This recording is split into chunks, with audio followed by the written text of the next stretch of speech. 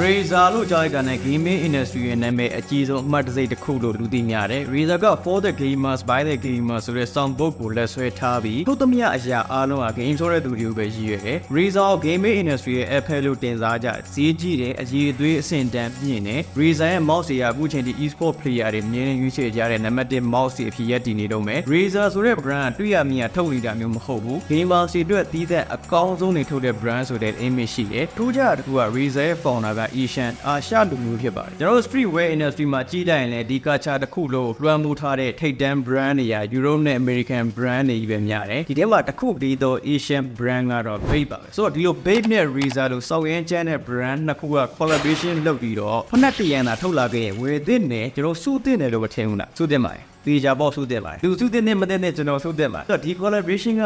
2022 July လမှာအမှန်တကယ်ဖြစ်ပေါ်ခဲ့တယ် Razer နဲ့ BAPE နဲ့ collaboration လုပ်ပြီးတော့ BAPE Star ဖက်နက်တရံထုတ်ခဲ့ပူတယ် BAPE Star ဆိုတာကတော့ BAPE ကထုတ်တဲ့ဖက်နက်တရံနာမည်ပါလက်ရှိအချိန်မှာ Nike ကသူတို့ရဲ့ဖက်နက်တရံ design နဲ့တူနေတယ်ဆိုပြီးတော့တရားစွဲခံနေရတဲ့ဖက်နက်တွေဆိုလည်းမမဟုတ်ဘူးဆိုတော့ဒီဖက်နက်တွေကဆက်ထုတ်ဖြစ်မလားမထုတ်ဖြစ်ဘူးလားတရားဝင်နေလားမဝင်နေဘူးလားဆိုတော့မသိကြတဲ့ဖက်နက်တွေဖြစ်ပါတယ်ဆိုတော့ဒီအကြောင်းတွေကိုကျွန်တော်တို့ဖက်နက်ကို unboxing လုပ်ရင်းနဲ့ပဲဆက်ပြီးတော့ပြောပါမယ် Ball in my court, high step is a layer. My life like a movie, just keep moving. It's a trailer. ပထမဆုံးဒီ box ဒီ boot ကိုဒီ packaging ကနေပြီးတော့ပဲစပြောပါမယ် Nike ဖက်နက်တွေမှာကျွန်တော်သဘောမရတော့အချက်တစ်ချက်က boot ကိုနေဆိုလည်းမမပါဘူးကျွန်တော်ရှေ့ပါ lobster တွေနောက်တခြား junk တွေဆိုလို့ရှိရင်လည်းဖက်နက်စကဈေးရမ်းကြီးပေမဲ့လည်းဒီ boot ကိုနေရပြောမယ်ဆိုရှင်ဒီကတ်တူ boot ကို1000တန်2000တန်လောက်လေးတွေနဲ့ထည့်ပေးနေလို့ကျွန်တော်အမြင်နဲ့ခံစားရတယ်ဆိုတော့အရင်ကောမယ်လို့မဆိုလို့ပါဘူးဒါပေမဲ့နည်းနည်းပါးပါတော့တော့ဒီနေ့ရှိတဲ့ boot ကိုမျိုးနည်းနည်းလေးလူမြင်ကောင်းတာမျိုးလေးနဲ့တော့လုပ်တဲ့တယ်လို့ကျွန်တော်ထင်တယ် Nike ရဲ့ boot ကိုတော်တော်များများတော့ပဲ့တယ်လို့ကျွန်တော်ခံစားရတယ်လူရတဲ့ပို့ပြီးတော့ C-boy ဆန်တယ်လို့ကျွန်တော်ထင်တယ်ဆိုတော့ဒီ BAPE Star ဖက်နက်တွေရဲ့ box packaging boot ကို designကျွန်တော်တော်တော်သဘောကျတယ်ဒီဖက်နက်ဆိုလို့ရှိရင်လည်း Razer ရဲ့ဒီအရှောင်း Neo Green ကိုမှလုံးဝအမင်းနဲ့ဆက်ထားတာတော်တော်လေးမျက်စိပဒါသားဖြစ်တယ်တော်တော်ကြည့်လို့ကောင်းတယ်ဒီမှာဆိုရှင်ဒါ Razer ရဲ့မွေ3កောင်ပါမယ်ဆိုတော့ဒီမှာမြောက်လဲပါဆိုတော့ဒါဘွေနဲ့မြောက်ရဲ့ collaboration လို့တော့ပြောလို့ရတယ်ဆိုတော့ကျွန်တော်ခုမှသတိထားပြီးတာပေါ့ဆိုတော့ကျွန်တော်ဖွင့်ကြည့်ပါမယ်ကျွန်တော်ခွင့်လိုက်ခြင်းမှာတော့အရင်ဆုံးextra lace ပေါ့လေပို့ဒီမှာဟွာတယ်တော်တော် quality ကောင်းတယ်ထည့်ထားတဲ့အိတ်ကအစကျိုးရဲ့ဒီ liner လေးတွေကအဆုံးပေါ့လေသူထည့်တဲ့ဒီခေါင်းလေးတွေကအစတီတီချာချာလေးကိုတော့ premium ဆန်တယ်ဆိုတော့ premium မျိုးပေးနိုင်တယ်ဆိုတော့ခုနကပြောသလိုပဲ Nike ဒီမှာတော့သူတို့ကျိုးပို့ပါတယ်ဆိုရင်တော့မှကျိုးပို့တွေကအခါကျရင်တိတ်ပြီးတော့အရင်သဘောကျစရာကောင်းတဲ့ကျိုးမျိုးတွေမဟုတ်ဘူးအခုဒီမှာဆိုရှင်ကြီးလိုက်တာနဲ့ကျိုးရဲ့ quality ကလည်းတော်တော်အဆင်ပြေတယ်ကျိုးကိုလည်းထည့်ထားတဲ့အိတ်တွေဒီကျိုးခေါင်းတွေကအစတော်လေးမိုက်ပါတယ်အဲ့တော့ဒီမှာအိတ်ခေါင်းနှစ်ခုပါပါတယ်ဖက်နက်ကိုတော့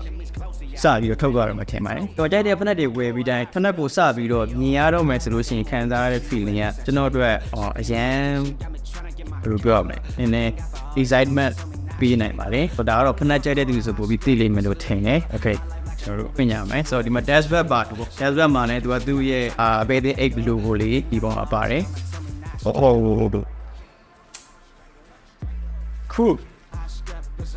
ပုံမှန်ဆိုကျွန်တော်ကဖက်နက်ဆိုလို့ရှိရင်ကျွန်တော်ကအမဲကိုသိဝယ်လေးမရှိဘူးဘာလို့လဲဆိုတော့ကျွန်တော်ကဝတ်တာများတာကျွန်တော်ကပေါ်နဲ့အောက်နဲ့ဝတ်တာများတယ်အဲ့တော့ဖက်နက်ပါ light မဲသွားလို့ရှိရင်ကျတော့သိပြီးတော့အဆင်မပြေဘူးအပေါ်နဲ့အောက်နဲ့ဝတ်ပြီးတော့ဖက်နက်ကိုကျတော့ကျွန်တော်ကတခြားရောင်ဝတ်ပြီးတော့ဖက်နက်ကိုနည်းနည်း flex လုပ်ပြီးဝတ်တဲ့ပုံစံမျိုးများတယ်ဒါပေမဲ့ဒီဥစ္စာကတော့ train jet ပေါ့လေကျွန်တော်တကယ်ကြိုက်တဲ့ brand တစ်ခုပြတာ Razer ဗျာ BAPE ဗျာဒီ brand နှစ်ခုရဲ့ collaboration ဗျာဒီဖက်နက်ကိုမဝယ်စရာအကြောင်းဘာမှမရှိဘူးအဲ့တော့ဒီဖက်နက်ကြောင်းတော့ရည်ဒီဖက်နက်အောက်မှာဒါ GID Growing the Dead ပေါ့လေအနုမြူပါပါတယ်ဒါပေမဲ့သူ့ပါတဲ့အနုမြူကလင်းလင်းမဟုတ်ဘူးနည်းနည်းခန့်5မိုင်းနဲ့လင်းနေတဲ့အလင်းမျိုးဒီလင်းနေတာမှာအောက်မှာဒီ Baker ဒီ Shed Hat ဒီနဲ့မြင်ရတာတော်တော်လေးဒီဖက်နက်ကမိုက်တယ်ဒီဖက်နက်တွေကဒါ Nike ရဲ့ Air Force One ကို copy လုပ်ထားရဲဆိုပြီး Nike ရဲ့လက်ရှိချိန်မှာတရားစွဲထားတဲ့ဖက်နက်တွေဖြစ်ပါတယ်တကယ်လဲ Nike ရဲ့ Air Force One နဲ့တော်တော်ကြီးတူတဲ့ဖက်နက်တွေပါတော်ကြီးဆိုရမို့လုံးဝတစ်ထက်တန်းဒီပါတစ်ထီရတဲ့တူတဲ့ဖက်နက်တွေလို့ပြောလို့ရတယ်ဒီ Nike ရဲ့ Suit နေရာမှာ Lightning Star ပေါ့လေဒီလိုမျိုးကျင်းနဲ့မိုးကြိုးပုံစံမျိုးပြောင်းထားတယ်နောက် Nike ရဲ့ဒီ Air ဆိုတဲ့နေရာမှာသူက BAPE ဆိုပြီးတော့ပြောင်းထားတယ်ကျန်တာအကုန်လုံးဒီဘကတော်တော်လေးတူတယ်ဒါပေမဲ့ဒီ BAPE Star တွေထွက်လာတာ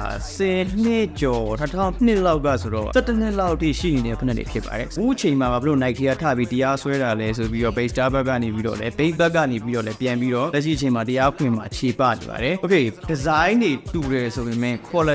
quality control ပြောမယ်ဆိုရှင်အဓိကချုပ်ရိုးချုပ်သား သုံးထားတဲ့ material ဘိုင်းလုံးဝပွားပါတယ် Air Force 1နဲ့နောက်ပိုင်းထွက်သမျှ Air Force 1နဲ့ Nike ရဲ့ဖက်နဲ့တော်တော်များများဒီ QC လို့ခေါ်တဲ့ quality control တွေကတော်တော်လေးညံ့နေပြောမှဆိုရှင်ချိုးသားတွေမတည်တတ်တာမျိုးတွေချိုးတွေလွဲနေတာမျိုးတွေတစ်ခါရောက်ကျင်ကိုယာကြီးအကြီးတွေပုံနေတာမျိုးတွေဒီလိုမျိုးတွေအမြဲတမ်း Nike ကဖြစ်လာတယ်အများကြီးထုတ်ရတာကြောင့်တရံချင်းကိုအဲ့လိုကြီးမစစ်နေတဲ့ကြောင့်လည်းပါလိမ့်မယ်ဒါပေမဲ့ base star တွေကြတော့မတူတော့ဘူး base star တွေကကြတော့သူတို့ကအရန်ကြီးလဲအများကြီးထိုးနေရတာမျိုးမဟုတ်ဘူးတရံချင်း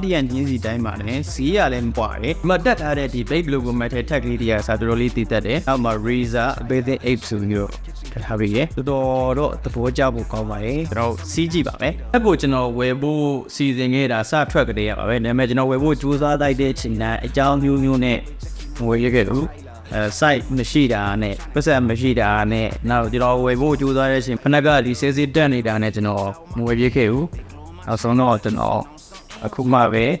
ကျွန်တော်စီကိုဒီဖနက်ကကြောက်လာဖြစ်ပါတယ်ဒီဖနက်ကကျွန်တော်ရဲ့ပထမဆုံး base star ဖြစ်ပါတယ် comfort တော်တော်လေးကောင်းတယ် sizing တွေဘာတွေကလည်းပုံမှန် USA ဝတ်တာမှာအတော့ပါပဲဒါပေမဲ့ဖနက်ပုံစံကနည်းနည်းလေးသေးသလိုခံစားရတယ် US 8.5 လောက်အထိစီးလို့ရနိုင်ပါတယ်နောက်တော့ဖနက်တရံဝယ်ပြီးရင်ကျွန်တော် collection လေးတွေထည့်ထားပြီးကြည့်နေရတဲ့ feeling လေးကိုကြိုက်တယ်ကျွန်တော်တော့ဒါလေးတွေကကျွန်တော်ဖြတ်တန်းလာတဲ့မှတ်တိုင်တေးသေးလေးတွေလိုပဲခံစားပြီးဖနက်တွေကိုတော့အမျက်နှိုးတန်ဖိုးထားနေတော့မှာပဲ